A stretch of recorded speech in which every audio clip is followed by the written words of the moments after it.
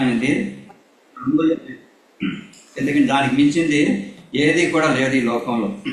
అది దేవునికి మనకి సంబంధించిన విషయం. అది ప్రార్థన అనేది అది అనేకుల గురించి ప్రార్థన చేస్తూ ఉంటాము, మన క్షేమం కూడా ప్రార్థన చేస్తూ ఉంటాం. కానీ ఆరాధన అనేది అది వ్యక్తిగత సంబంధించింది. అందుకని యేసుక్రీస్తు ప్రభువు దగ్గరికి శిష్యులు వచ్చి మాకు ప్రార్థన చేయడం నేర్పించు ప్రభువు అని అడిగారు, కానీ ఆరాధన చేయడం నేర్పించమని అడగలేదు. ఎందుకంటే ఆరాధన అనేది నీకు దేవునికి సంబంధించిన విషయం. నువ్వు ఎంతగా దేవుని ప్రేమిస్తూ ఉంటావో, ఎంతగా రుచిస్తూ ఉంటావో, ఎంతగా దేవుణ్ణి అనుభవిస్తూ ఉంటావో దానికి సంబంధించిన విషయం ఆరాధన అనేది. వ్యక్తిగతంగా మనం ఎంత తగ్గించుకుంటూ ఉంటామో ప్రభువు అంత అమూల్యమైన వాడుగా, అంత గొప్పవాడుగా మనకు కనిపిస్తూ ఉంటాడు. మన తగ్గింపు మన జీవితం లేకపోతే ప్రభువుని మనం ఎరగలేము, ప్రభువుని మనం ఆరాధన చేయలేము. కాబట్టి ప్రియమైన వారు ఒక మాట చదువుకుందాము. కీర్తనలు 34వ అధ్యాయము, కీర్తనలు 34వ అధ్యాయము మొదటి వచనం చదువుకుందాం. పైన చిన్న లెటర్స్ కూడా రాయబడి ఉన్నవి. ఆ చిన్న లెటర్లు కూడా చదివి తర్వాత మొదటి వచనం చదువుకుందాం. దావీదు అబీమెలెకు, అందరూ కలిసి చదువుకుందామండి. దావీదు అబీమెలెకు ఎదుట వెర్రివాని వలె ప్రవర్తించి అతని చేతి తొలగిపోయిన తర్వాత రచించిన కీర్తన. నేను ఎల్లప్పుడూ యెహోవాను సన్నిధించదను, నిత్యం ఆయన కీర్తి నా నోట ఉండను. కాబట్టి ఎల్లప్పుడూ కూడా దేవుణ్ణి ఆరాధించే అనుభవం మనం కలిగి ఉండాలి. ఈ లోకంలో జీవిస్తుంటుండగా ఏది కూడా అనుకూలం ఉండకపోవచ్చు, మనకు కావాల్సిన విధంగా జరగకపోవచ్చు, ఏదో లోటు ఉంటుంది మనిషిలో, మనకి మన ఇష్టానుసారం జరగకపోవచ్చు. అయినప్పటికీ కూడా దేవుణ్ణి మనం రక్షించబడిన వారంగా, మారుమనసు అనుభవం కలిగిన వారంగా, దేవుని మనం ఎల్లప్పుడూ కూడా ప్రతి పరిస్థితిలో కూడా దేవుని మనం ఆరాధించే అనుభవం కలిగి ఉండాలి. దావీదు మహారాజు ఉన్నట్లయితే ఎన్నో అనుభవాలు కూడా విన్నాడు ఆయన. కొన్ని అనుభవాలు మాత్రం చూసుకుని మనం ఆరాధన వెళ్దాము. 2 సామ్యుయేలు 16వ అధ్యాయము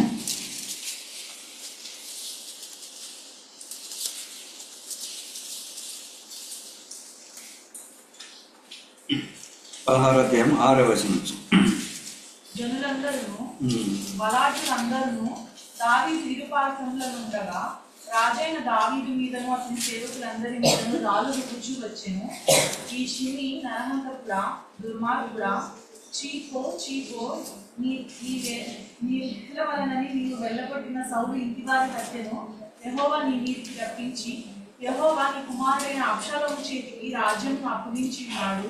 నీవు నరహంతకుడవు కనుకనే నీ మోసంలో నీవు చిక్కుబడి ఉన్నావని చెప్పి రాజును శపింపగా, అందుకు రాజు, సెరూయా కుమారులారా, మీకును నాకును ఏమి పొందు, వారిని శపింపనీయుడు.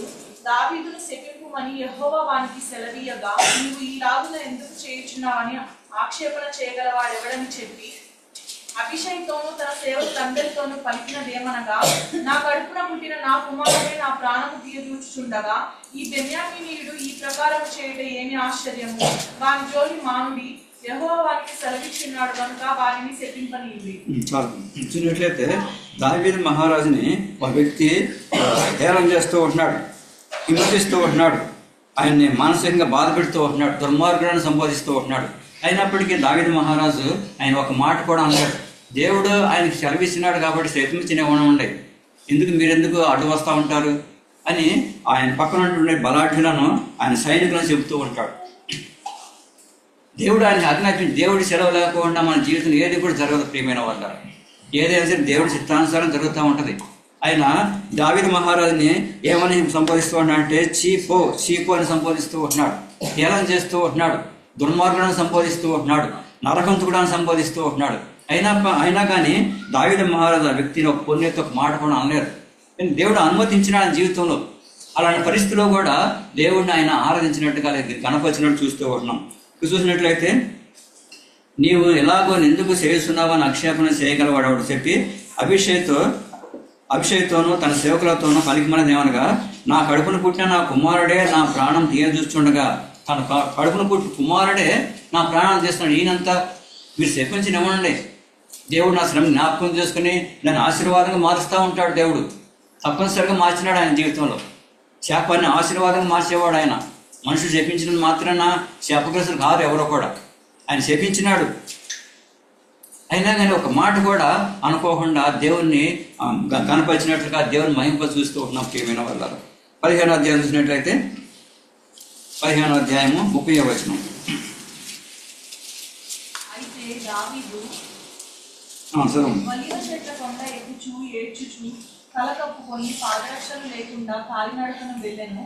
అతని వద్దనున్న జనులందరూ తలలు కప్పుకొని ఏడ్చుచూ కొండ ఎక్కిరి. అంతలో ఒకడు వచ్చి అబ్షాలోము చేసిన కుట్రలో అహీతోపేలు చేరి ఉన్నాడని దావీదునకు తెలియచేయగా దావీదు యెహోవా అహీతోపేలు యొక్క ఆలోచనను చెడగొట్టుమని ప్రార్థన చేశాను. చూసినట్లయితే దావీదు మహారాజు ఆయన రాజు అయిన కుమారుడు పారిపోతూ ఉంటున్నాడు. సొంత కడుపును పుట్టిన కుమారుడు ఆయన తరుముతూ ఉంటున్నాడు. నెత్తి మీద గుడ్డ కప్పుకొని వాళ్ళకి చెప్పులు లేకోకుండా పరిగెత్తూ ఉంటున్నాడు ఆయన. అంత హీనస్థితికి వచ్చి ఉంటున్నాడు ఆయన. అయినా కానీ ఏ మాత్రం కూడా తన కుమారుని హాని చేయడానికి ఇష్టపడలేదు ఆయన. దేవుని ఎంతో ప్రేమించిన వాడు ఆయన. దేవుని ప్రేమ చూపిస్తూ ఉంటున్నాడు అక్కడ ఆయన. దేవుని ఎరిగిన వాడు ఆయన. దేవుని హృదయానుసారాన్ని మార్చబడినవాడు ఆయన. అందుకని ఎలాంటి హాని చేయడానికి దావీదు మహారాజు ఇష్టపడలేదు.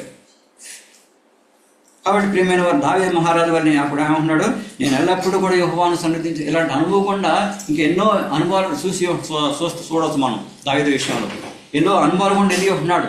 సౌలు కూడా ఆయన తరిమి ఉంటున్నాడు. సౌలు ప్రాణం తీయడానికి ముందుకు వచ్చి ఉంటున్నాడు. అయినా కానీ ఆయన దేవుడు ఆయన తప్పించి ఉంటున్నాడు. ప్రియమైన వాళ్ళ సౌలు ద్వారా తరమబడ్డాడు. గొలియాతు చంపేసినాడు. గొలియాతు బలవంతుడా, సౌలు బలవంతుడా? గొలియాతు బలవంతుడు చెప్పాలంటే శరీరకంగా. సౌలు ఎంతో బలహీనుడు. కానీ సౌలు ద్వారా తరవబడ్డాడు. ఎందుకు తరవబడ్డాడంటే సౌలు దేవుని ద్వారా అభిషేకించమని మనిషి ఆయన. అభిషేకించిన వాడిని నేను ముట్టను అని దావీదు మహారాజు తీర్మానం చేసుకుంటాడు. దేవుని సేవకుని గణపరిచినాడు అక్కడ ఆయన. దేవుడి ద్వారా అభిషేకించబడిన మనిషిని దేవుడు దావీదు మహారాజు గణపరిచినాడు. అందుకనే సౌలు ద్వారా తరవబడ్డాడు. గొలియాతు చంపేసినాడు. పాట కూడా ఉంది, సౌలుచే తరవబడినాడని. కాబట్టి ప్రియమైన వారు మనం నష్టపోతూ ఉంటే లోకంలో కొంత నష్టం వస్తూ ఉంటుంది, విమర్శలు వస్తూ ఉంటవి. అయినప్పుడు కూడా దేవుని మనం ఎల్లప్పుడూ కూడా ఆరాధించే అనుభవం మనం కలిగి ఉండాలి. ఆ అనుభవం మనం కలిగి ఉన్నప్పుడు మనకి జీవ ఫలాలు దేవుడు అంగీకరించేవాడు ఉంటూ ఉంటాడు. ఇంకా చూసినట్లయితే ఈ విధంగా దావీదు మహారాజు జీవితంలో ఎన్నో మనం చూడవచ్చు. ఆదికాండము 22వ అధ్యాయము.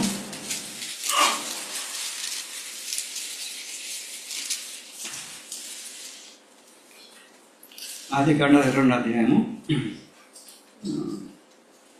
2వ వచనం నుంచి 2వ చదువుకుందామండి.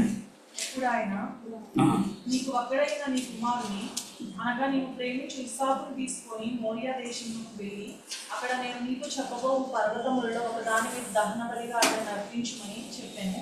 తెల్లవారినప్పుడు అబ్రహాము లేచి తన గాడిదకు గంట కట్టి తన పనివారిలో ఇద్దరిని తన కుమారుడు ఇస్సాకును వెంటబెట్టుకొని దహన బలి కొరకు కట్టెలు చీల్చి లేచి దేవుడు తనతో చెప్పిన చోటుకు వెళ్ళాను. 3వ నాడు అబ్రహాము కనులెత్తి దూరం నుండి ఆ చోటు చూచి తన పనివారితో మీరు గాడిదతో ఇక్కడనే ఉండుడి, నేనును ఈ చిన్నవాడును అక్కడికి వెళ్ళి దేవునికి మ్రొక్కి మరలా మీ వద్దకు వచ్చేదమని చెప్పి చూసినట్లయితే అబ్రహాం జీవితం చూస్తూ ఉంటున్నాం. అబ్రహాంకి దేవుడు ఎన్నో సంవత్సరాలు కుమారుని ఇస్తూ ఉంటాడు. అయితే ఆయన్ని ప్రేమిస్తూ ఉంటున్నాడు, నన్ను ప్రేమిస్తూ ఉంటున్నాడు. దేవుడు అక్కడ టెస్ట్ చేసి ఉంటున్నాడు ఆయన్ని. నన్ను ప్రేమిస్తున్నాడు అబ్రహాము, తన కుమారుని ప్రేమిస్తూ ఉంటున్నాడా అని టెస్ట్ చేసినప్పుడు అబ్రహాం కూడా తన జీవితంలో దేవుణ్ణి ఎక్కువగా ప్రేమించినట్టు చూస్తూ ఉంటున్నాం. దేవుని గణపరిచినట్టు చూస్తూ ఉంటున్నాం.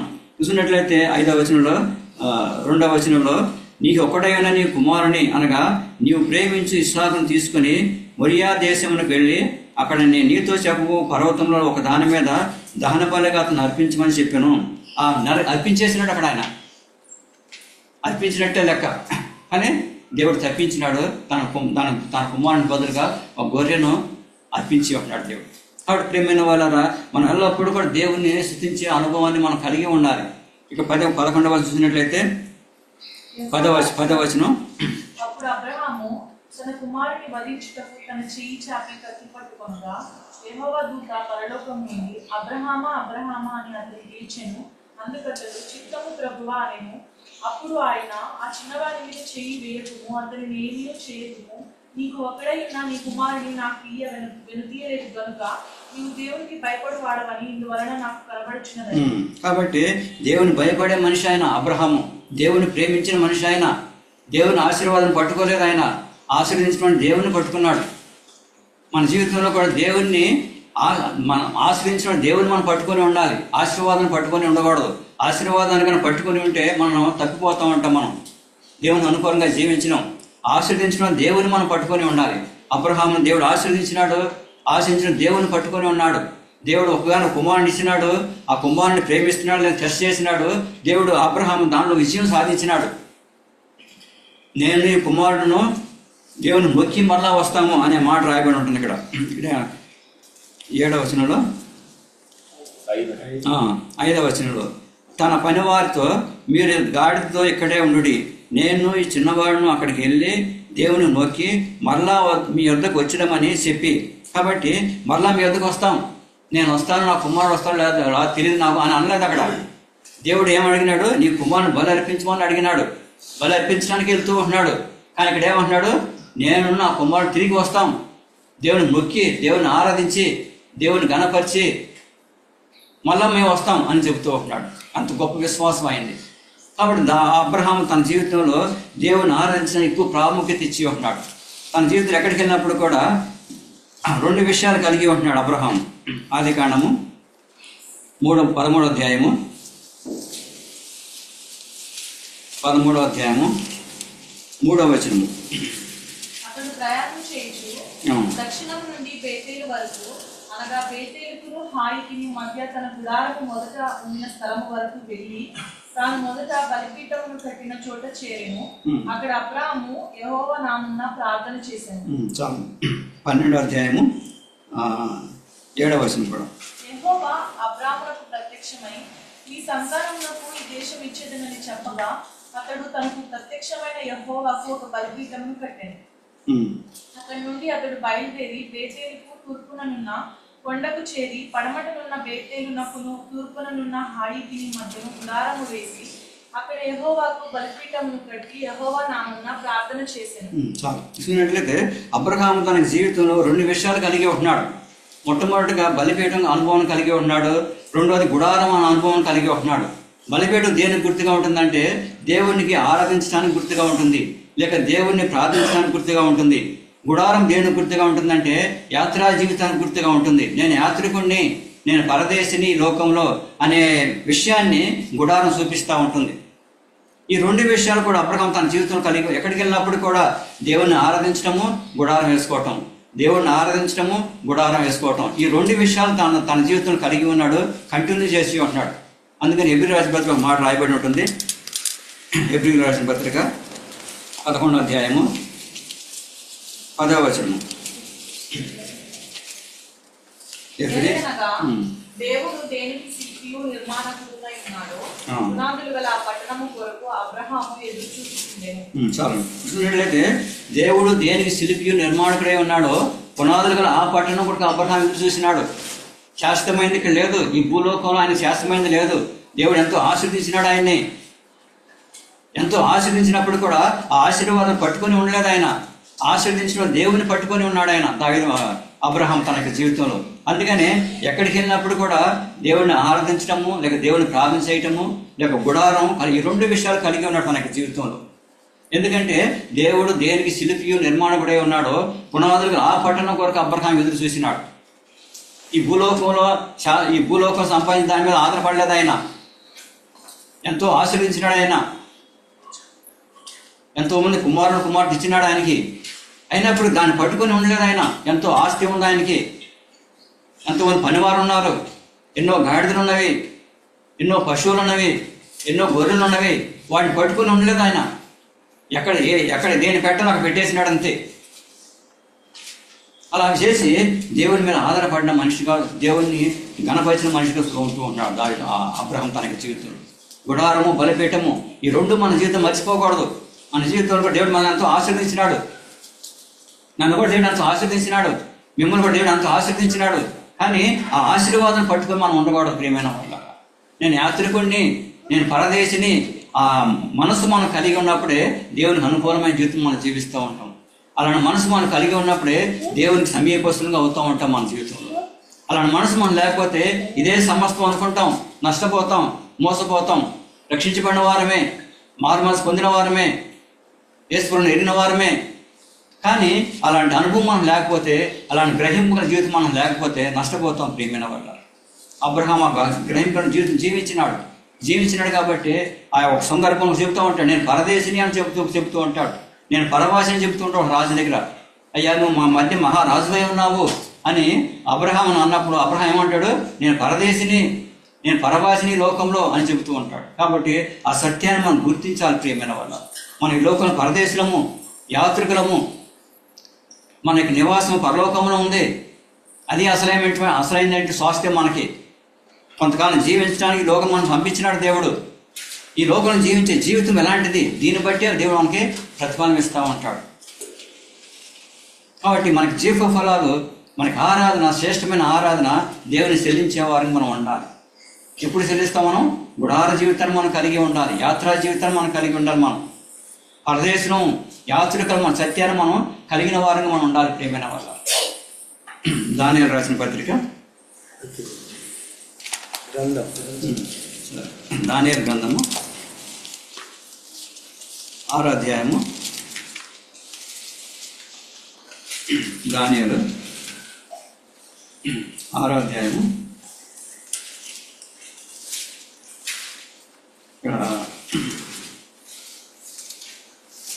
7వ వచనం.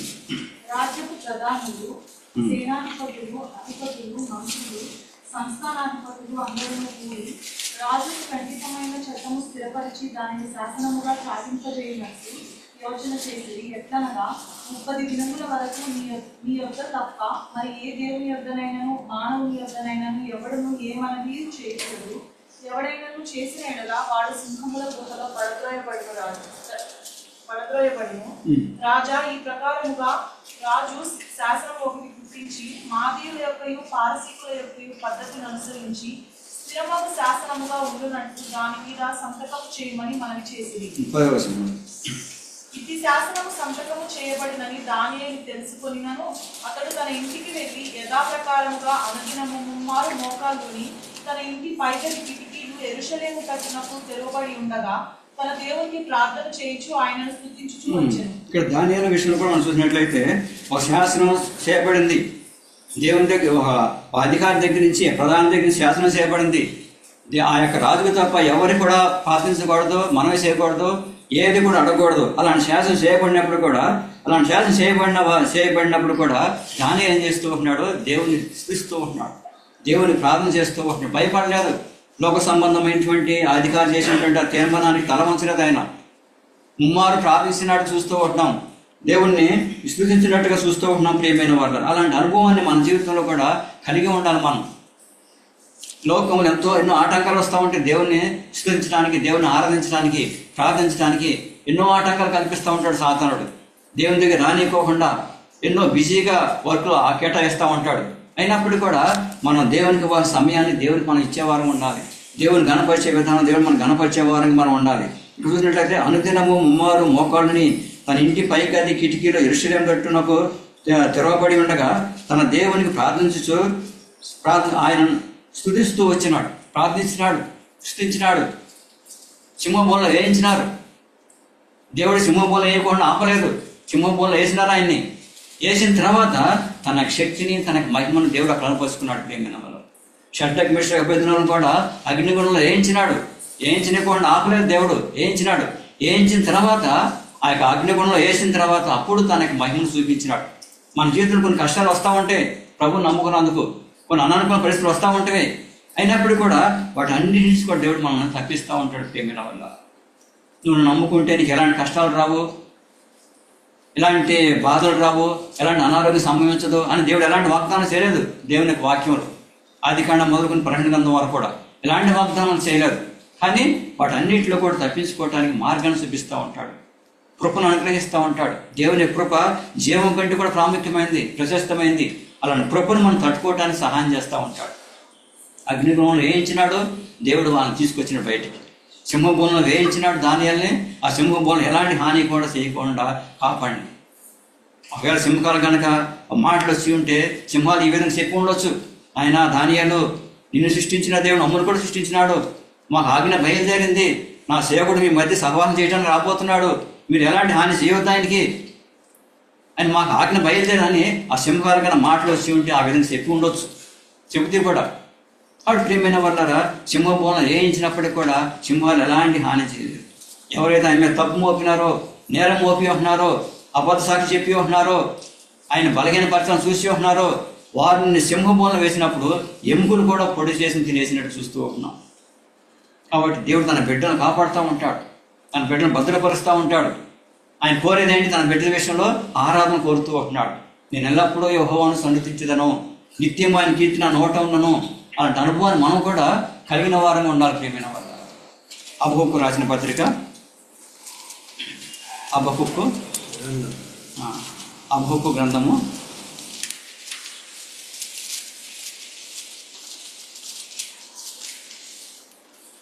3వ అధ్యాయము 17వ వచనం. చదవండి.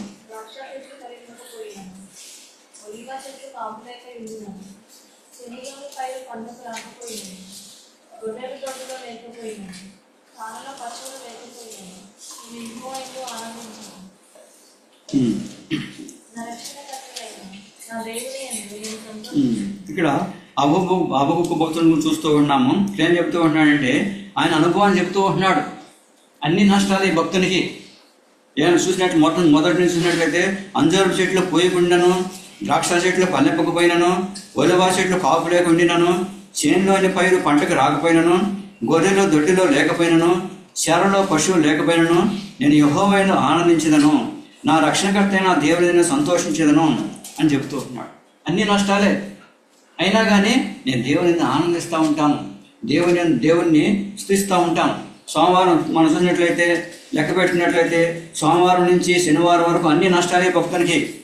సోమవారం చూసినట్లయితే అంజూరపు చెట్లు పూయలేదు, మంగళవారం చూసినట్లయితే ద్రాక్ష చెట్లు ఫలింపలేదు, బుధవారం చూసినట్లయితే ఒలివ చెట్లు కాపు కాయలేదు, గురువారం చూసినట్లయితే చేనులోని పైరు పంటకు రాలేదు, శుక్రవారం చూసినట్లయితే గొర్రెలు దొడ్లు లేవు, శనివారం చూసినట్లయితే శాలలో పశువులు లేవు, ఆదివారం చూసినట్లయితే నేను యెహోవాను ఆనందించదను, నా రక్షణకర్తే నా దేవుని నేను సంతోషించదను అని చెప్తూ ఉన్నాడు. కాబట్టి ఏమైనా వల్ల సోమవారం మొదలుకొని శనివారం అన్ని నష్టాలే భక్తునికి. అయినా కానీ ప్రభు దినాన నా దేవుని మందిరానికి వెళ్ళి నేను దేవుని స్తుతిస్తూ ఉంటాను, దేవుని ఆరాధిస్తూ ఉంటాను, నా దేవుడిని ఆనందిస్తామని చెబుతూ ఉంటున్నాడు. ప్రభు దినానికి రాయబడలేదు కానీ మనం ఆ విధంగా అన్ని కూడా నష్టాలు జరిగి ఉన్నవి. అయినా కానీ దేవుని నేను సంతోషిస్తామని చెబుతూ ఉంటాడు. మనం కూడా దేవుని ఆనందించాలి, దేవుని సంతోషించే వారిని మనం ఉండాలి, దేవుని ఎప్పుడూ స్తుతించే వారికి మనం ఉండాలి. స్తుతి అనేది మన యొక్క స్థితిని మార్చేస్తూ ఉంటుంది. మనం ఎంతగా దేవుణ్ణి ఆరాధిస్తూ ఉంటామో అంతగా బలపరచబడుతూ ఉంటాం, అంతగా దేవునికి మహిమ తీసుకొచ్చే వారంగా ఉంటాం. ప్రియమైన వాళ్ళ పౌలు కూడా భక్తులు చెబుతూ ఉంటాడు కదా, అపోస్తలుడైన పౌలు అపోస్తల కార్యములు మాట్లాడుతూ మనం 600కి వెళ్దాము. అపోస్తల కార్యములు 16వ అధ్యాయము 25వ వచనం. అయితే మధ్యరాత్రి వేళ పౌలును సీలను దేవునికి ప్రార్థించుచు కీర్తనలు పాడుచుండిరి, ఖైదీలు విడిచుండిరి. అప్పుడు అకస్మాత్తుగా మహాభూకంపము కలిగెను, చెరసాల పునాదులు అదరెను, వెంటనే తలుపులన్నీ తెరచుకొనెను, అందరి బంధకములు ఊడెను. చూసినట్లయితే పౌలు శీల చెరసాల వేయబడ్డారు. వాళ్ళు బాధపడతలేదు, లేక ప్రార్థన చేయట్లేదు, మొరపెట్టుకోవట్లేదు. ఏం చేస్తూ ఉంటున్నారు? దేవుణ్ణి కీర్తిస్తూ ఉంటున్నారు, పాటలు పాడుతూ ఉంటున్నారు. పాటలు సహజంగా ఎప్పుడు పాడుతూ ఉంటారు? సంతోషం కలిగినప్పుడు పాటలు పాడుతూ ఉంటారు, గొప్ప కార్యాలు జరిగినప్పుడు పాటలు పాడుతూ ఉంటారు సహజంగా లోకంలో. కానీ ఈయన చెరసాలలో వేయబడినప్పుడు పాటలు పాడుతూ కీర్తనలు పాడుతూ ఉంటున్నారు, దేవుణ్ణి స్తుతిస్తూ ఉంటున్నారు. చెరసాల యొక్క పునాదులు కదిలిపోయినాయి అంతే.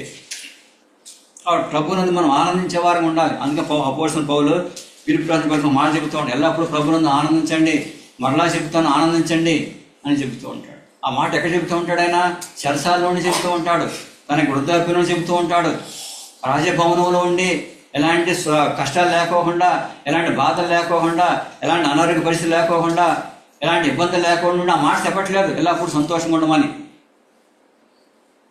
ఎన్నో అనుభవాలు కూడా వెళ్ళి ఆ మాట చెబుతూ ఎల్లప్పుడు ప్రభువును ఆనందించండి, మరలా చెబుతాను ఆనందించండి అని చెబుతూ ఉంటాడు అపోస్తలుడైన పౌలు. కాబట్టి ఏమైనా వాళ్ళరా ఎల్లప్పుడూ కూడా మనం ప్రభువుని ఆరాధించే అనుభవాన్ని మనం కలిగి ఉండాలి. ఎంతగా ఆరాధిస్తూ ఉంటామో అంతగా దేవునికి మహిమ తీసుకొచ్చే వారం ఉంటాం. ఎవరు ఆరాధిస్తూ ఉంటారు? ఎవరైతే ప్రభుని రుచిస్తూ ఉంటారో వారు మాత్రమే ప్రభుని ప్రేమిస్తూ ఉంటారు.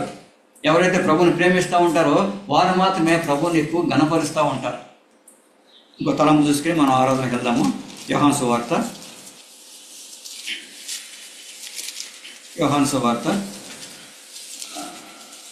అదే 11వ అధ్యాయము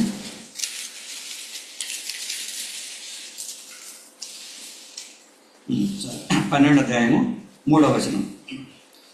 అప్పుడు మరియా మిక్కిలి విలువ గల అచ్చ జటామాంసి అత్తరు ఒక సేదున్నర ఎత్తు తీసుకుని యేసు పాదంలో చూసి తన తల వెంట్రుకలతో ఆయన పాదములు తుడిచెను. ఇల్లు ఆ అత్తరు వాసనతో నిండెను. ఇక్కడ మరియా ప్రభువుని ఎంతో ప్రేమిస్తూ ఉంటుంది. ఈ స్త్రీ ప్రభుని ఎంతో ప్రేమిస్తూ ఉంటుంది. ప్రభుని రుచించింది, ప్రభుని ప్రేమిస్తూ ఉంటుంది. తన యొక్క హృదయంలో ఉన్నటువంటి భావాన్ని ఆ విధంగా ప్రభుని చూపిస్తూ ఉంటుంది. ప్రేమైన వల్ల తల వెంట్రుకలు తుడిచి ఉంటుంది, పాదాలను కన్నీటితో కడిగి ఉంటుంది పాదాలను. అత్తరు యేసు ప్రభు యొక్క పాదాలను పూసి ఉంటుంది. ఇల్లు ఆ యొక్క అత్తరు వాసన నిండిపోయి ఉంటుంది. ఒకసారి చెప్పినాం కదా, ఆరాధన అనేది సువాసనతో కూడుకున్నది. ఆరాధన అనేది నూతనమైన విధానంలో ఉండాలి. ఆరాధన అనేది ప్రభువుని మనకు సంబంధించిన విషయం అది. కాబట్టి ఎల్లప్పుడూ ఆరాధించే వారు మనం ఉండాలి. ఈ యొక్క మరి ఏం చేస్తుంది? అత్తరు పూసి ఉంటుంది యేసుప్రభు వారికి. అంటే ఎంతగా ప్రేమించిందో మనం చూడాలి. ఇక ఎంతగా ప్రేమించిందో యేసుప్రభు వారిని ఆమె తన చేతిని గుర్తించింది. ఆమె ఎంత దౌర్భాగ్యాలు తెలుసుకుని ప్రభు ఎంత గొప్పవాడో, ఎంత మహిమ గలవాడో తెలుసుకుని యేసు ప్రభు పాదాలకు అత్తరు పోసి ఉంటుంది. తల వెంట్రుకలు తుడిచి ఉంటుంది. తల వెంట్రుకలు దేని గుర్తుగా ఉంటవి? స్త్రీకి ఘనత గుర్తుగా ఉన్నవి. నా ఘనత అంతా నీవే ప్రభువా, నాకు ఇంకేది కూడా ఈ లోకంలో ఘనత లేదు అని చెప్పేసి తల వెంట్రుకలతో యేసు ప్రభు పాదాలు తుడిచి ఉంటుంది. ఆ విధంగా మనం కూడా ఎల్లప్పుడూ కూడా ప్రభుని ఆరాధించే అనుభవం కలిగి ఉండాలని దేవుడు ఆశిస్తూ ఉంటున్నాడు. దేవుడు వాక్యం దీవించిన కాక మనం ఆరాధనకి వెళ్దాం. అంటే ఇద్దరు మనుషులు, ఆ వ్యక్తి పేరు బాహ్య పురుషుడు, రెండవ వ్యక్తి పేరు అంతరంగ పురుషుడు. ఇంకో విధంగా చెప్పాలంటే శరీరానుసారుడు, ఆత్మానుసారుడు. ఇంకో విధంగా చెప్పాలంటే ఇస్సాకు, ఇష్మాయేలు. ఈ ఇద్దరు మనుషులు కూడా మన జీవితం పనిచేస్తామంటారు రక్షించబడిన తర్వాత. అయితే బాహ్య పురుషుడు బలంగా ఉంటే అంతరంగ పురుషుడు ఓడిపోతూ ఉంటాడు. అంతరంగ పురుషుడు బలంగా ఉంటే బాహ్య పురుషుడు ఓడిపోతూ ఉంటాడు. అయితే మన అంతరంగ పురుషుడు బలంగా ఉన్నాడా లేదా అని తెలుస్తుంది. మనం ఎంతైతే దేవుని ప్రేమిస్తూ ఉంటామో దాని మీద ఆధారపడి ఉంటుంది. మనం దేవునికి ఎంత సమయం కేటాయిస్తున్నాం, ఏ విధంగా ప్రేమిస్తూ ఉంటున్నాం, ఏ విధంగా దేవుని మనం సమర్పిస్తూ ఉంటున్నాం, దాని మీదే మన యొక్క అంతరంగ పురుషుడు బలంగా ఏ విధంగా పనిచేస్తామో తెలుస్తూ ఉంటుంది. ప్రియమైన వాళ్ళ మనం ఏదో నామకార్థంగా రక్షించబడిన తర్వాత కూడా నామకార్థంగా వస్తూ పోతూ ఉంటే మనం ఏమాత్రం మేలు పొందలేం. శరీరానుసారంగానే మన మీద శరీర సంబంధమైన పురుషుడు లేక బాహ్య పురుషుడు మన మీద పనిచేస్తూ ఉంటాడు, అటాక్ చేస్తూ ఉంటాడు. దేవునికి సమయం ఇవ్వనివ్వడు సాతానుడు, దేవుని ప్రేమించనివ్వడు. అపోస్తుల బోధ, సహవాసము, రొట్టె విచ్చుట వీటిలో మనం ఉన్నప్పటికీ, ఈ క్రమంలో మనం ఉన్నప్పటికీ కూడా మనం గ్రహించిన జీవితం జీవించకపోతే మన యొక్క బాహ్య పురుషుడు మన మీద అటాక్ చేస్తూ ఉంటాడు, లేక అంతరంగ పురుషుడు ఓడిపోతూ ఉంటాడు. ప్రియమైన వాళ్ళ అయితే మన బాహ్య పురుషుడు అంతరంగ పురుషుడు బలంగా ఉండాలంటే ఏం చేయాలి? దేవుని ఎంతో ప్రేమించాలి, దేవుని ఆరాధిస్తాలి, ఎక్కువ ఆరాధించేవారం మనం ఉండాలి, అనేకులు ప్రార్థించేవారం మనం ఉండాలి, క్రమంగా దేవుని మందిరాన్ని చూసేవారంగా ఉండాలి, దేవుని ప్రేమించేవారం, దేవుని మందిరాన్ని ప్రేమించేవారంగా ఉండాలి. ఈ విధంగా ఉన్నప్పుడు మన యొక్క అంతరంగ పురుషుడు బలంగా ఉంటాడు, దినదినం నూతన పరచబడతా ఉంటాడు. అపోస్తలుడు పౌలు చెబుతూ ఉంటాడు కదా, మా బాహ్య పురుషుడు కృషించినా కానీ అంతరంగ పురుషుడు దినదినం కూడా వృద్ధి పొందుతూ ఉంటున్నాడు అని చెబుతూ ఉంటున్నాడు. అపోస్తలుడు పౌలు తను జీవించినట్లయితే ఎన్నో శ్రమల గుండా వెళ్ళాడు, ఎన్నో ఇబ్బందుల గుండా వెళ్ళాడు, అనానుకూల పరిస్థితుల గుండా వెళ్ళాడు. ఆ లిస్ట్ అంతా కూడా మనకి దేవునికి వాక్యం రాయబడి ఉంటుంది. ఎన్నో కష్టాలు గుండా వెళ్ళాడు ఆయన. అయినా కానీ ఏం చెబుతూ ఉంటున్నాడు? నా అంతరంగ పురుషుడు దినదినం కూడా వృద్ధి పొందుతూ ఉంటున్నాడు అని చెబుతూ ఉంటున్నాడు. అలాంటి అనుభవాన్ని మనం కలిగి ఉండాలి. ఆదికాండము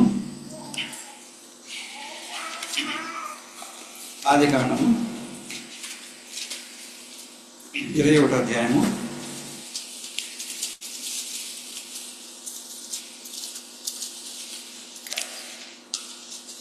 21వ అధ్యాయము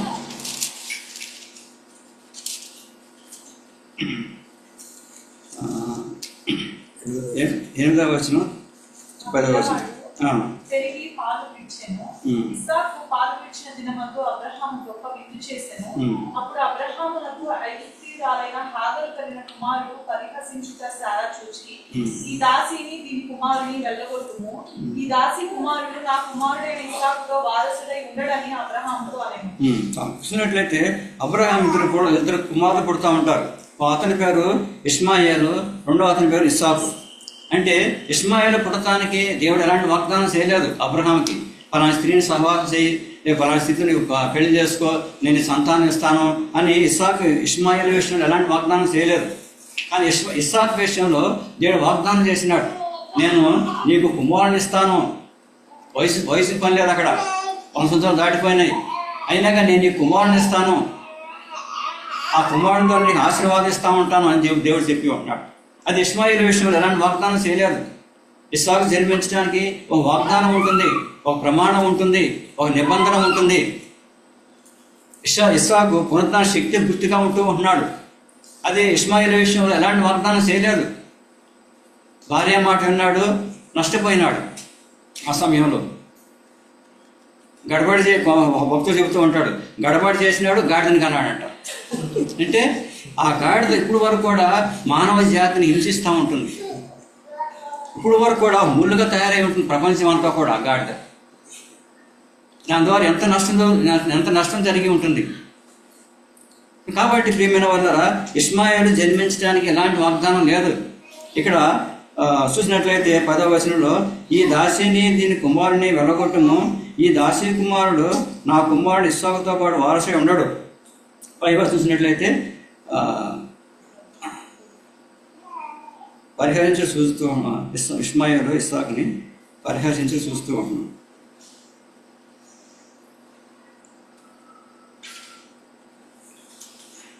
ఇద్దరు కొట్లాడుకున్నట్టుగా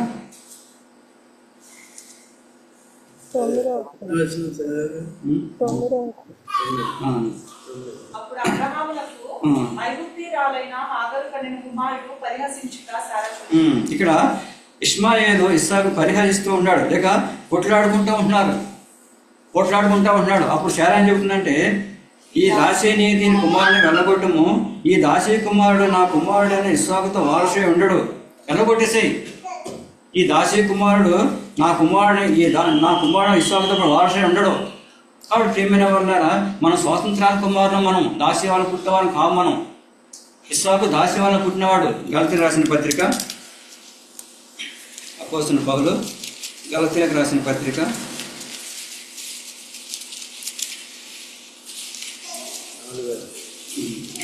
4వ అధ్యాయము 24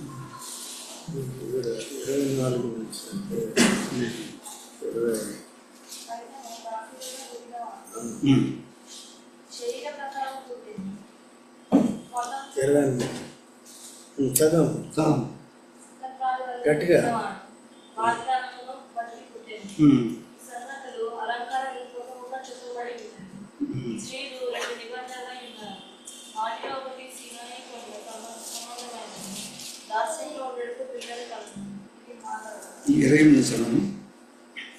సహోదరులారా, మనమును ఇస్సాకు వలె వాగ్దానమును బట్టి పుట్టిన కుమారులమై ఉన్నాము.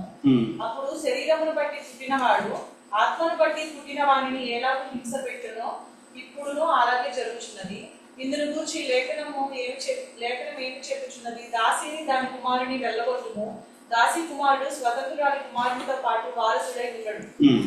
చూసినట్లయితే దాస్యం వల్ల పుట్టినవాడు ఇద్దరు పుట్టినారు కదా, దాస్యం వల్ల పుట్టినవాడు స్వాతంత్రాలు పుట్టిన వారు ఇద్దరు ఉంటున్నారు. అయితే స్వాతంత్రాలు మనం అందరం కూడా స్వాతంత్రాలు పుట్టిన కుమారులు. మనం యేసుక్రీస్తు ప్రభువారు తన మహా కనికరాన్ని బట్టి, తన విశేషమైన కనికరాన్ని బట్టి మళ్ళా తిరిగి జన్మింపజేసినాడు. అయితే శరీరం మన మీద పనిచేస్తూ ఉంటుంది. అప్పుడు శరీరానుసారంగా పుట్టినవాడు ఆత్మానుసారంగా పుట్టినవాడు ఏ విధంగా హింస పెట్టి ఉంటున్నాడో ఈ రోజు కూడా మన జీవితం అదే పని చేస్తూ ఉంటుంది. అందుకనే దేవునికి వాక్యం చెప్తుంది, దాసిని దాని కుమారుని వెళ్ళగొట్టు. దాసి కుమారుడు స్వాతంత్ర కుమారుడు కూడా వారసుడే ఉండడు. సహోదరులారా, మన స్వాతంత్రాల కుమారులమే కానీ దాసి కుమారులు కాము అని దేవుని యొక్క వాక్యం సెలవిస్తూ ఉంటుంది. కాబట్టి ప్రియమైన వాళ్ళరా, యేసుక్రీస్తు ప్రభుల వారు తనకి మహా కనికరాన్ని బట్టి, తన విశేషమైన కనికరాన్ని బట్టి మనం మళ్ళా జన్మింపజేసినాడు. ఆదాము పాపం చేసినప్పుడు, తప్పు చేసినప్పుడు దేవుడు వాగ్దానం చేసినాడు. ఏం వాగ్దానం చేసినాడు? ఆదికాండము 3వ అధ్యాయము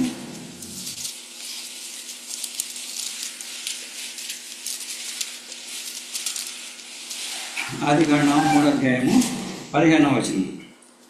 మరియు నీకును స్త్రీకిని నీ సంతానములకు ఆమె సంతానములకు వైరము కలుగజేయుదును.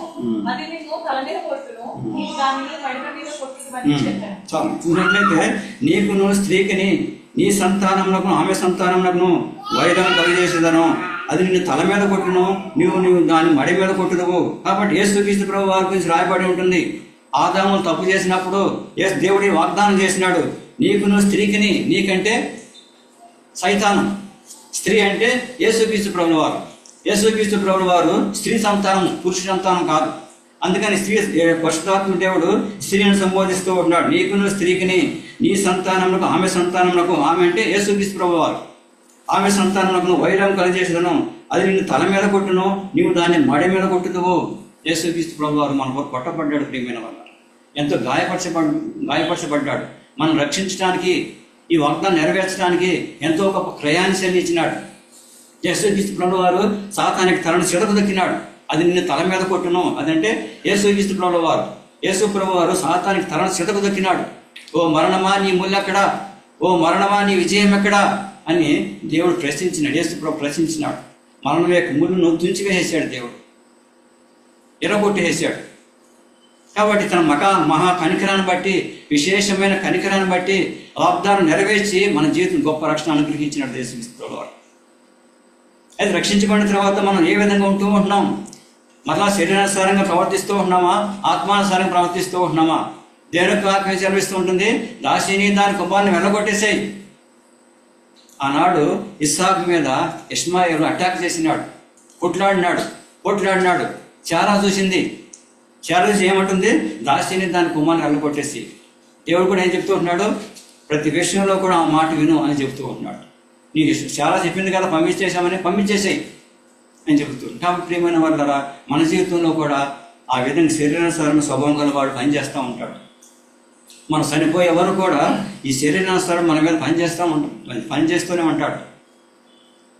ఎందుకంటే మొదట శరీరానుసారమైన వాడే జన్మించినాడు, తర్వాత ఆత్మానుసారమైన వాడు. అయితే దేవుడు మనం కనికరించినాడు కాబట్టి, రక్షించినాడు కాబట్టి మనకి ఆత్మీయ జీవితం బలంగా ఉండాలి. బాహ్య పురుషుడు కృషించినా కానీ అంతరంగ పురుషుడు బలపరచబడే వారం మనం ఉండాలి. ప్రేమ ఉండాలి, దేవుని ఆనందించే వారం మనం ఉండాలి. అప్పుడు పరలోక రాజ్యాన్ని పాత్రలంగా ఉంటాము. శరీరానుసారమైన స్వభావం మనలో ఉండదు. శరీరానుసారంగా దాన్ని ఎక్కడ పెడతాం అక్కడే పెడతా ఉంటాం. ఇంకో మాట చదువుకుందాం. ఆదికాండము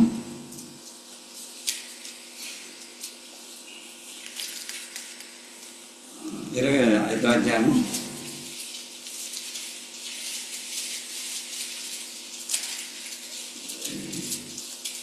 27వ అధ్యాయము